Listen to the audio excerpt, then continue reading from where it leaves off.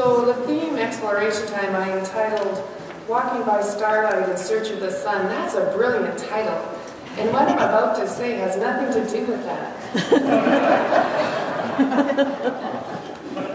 Oh well. Apparently a few weeks back I had a thought. So today I want to talk about a passage that you're going to be hearing from the book of Isaiah. It's Isaiah 60, and we know these words. We hear them, "Arise, shine, for your light has come." There are times where the Bible pinches us a bit, but there are times when the good news just leaps off the page. And Isaiah 60 is one of those times. It just leaps off the page. You know, and we're talking about a people who really did need to see the light. They really did need that opportunity to shine. So Isaiah talked to people, the Jewish people who were in exile about the 6th century before Jesus. And they were still in Babylon. They were still held as slaves. They were there a couple of generations, 2 or 3, and they really wanted to go home. But as slaves, they had no power to do that. But then, King Cyrus of Persia, who was a bigger and more powerful force than the Babylonians, was sweeping through that area of the world and announced that the captives could go home. That was King Cyrus's practice, that if you were held as a slave and he took over that country, you got to go home. And so you can just imagine these people in slavery in Babylon thinking about, we get to go home. And so you're going to hear these words about, "Arise, shine, your light has come." King Cyrus, it was an odd choice for God to work through, but then our Bible is filled with stories of God choosing unlikely people to do amazing things. And King Cyrus played his part, and he sent the Jewish people home.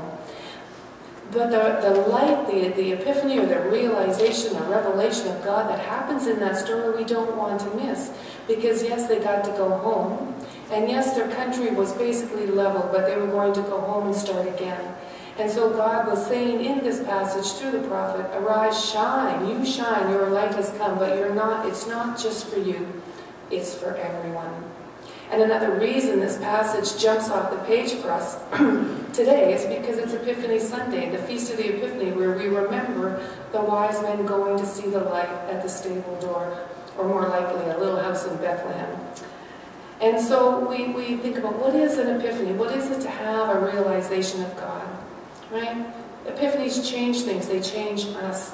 The thing we need to remember, what separates an epiphany from a realization, or sometimes when we realize something, it's from an ego place. We realize we're right, or we realize we're wrong, or whatever. We want to be vindicated.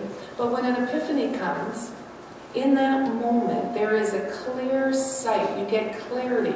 And all that has come before, and all that is in the moment, and all that is to come in your future becomes crystallized and clear.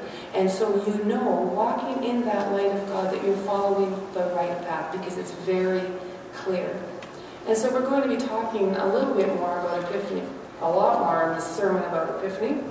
So, but what I want you to do, or encourage you to do, as you hear Isaiah 60 being read in a little bit, just take a moment and think about your own times that you've had spiritual clarity.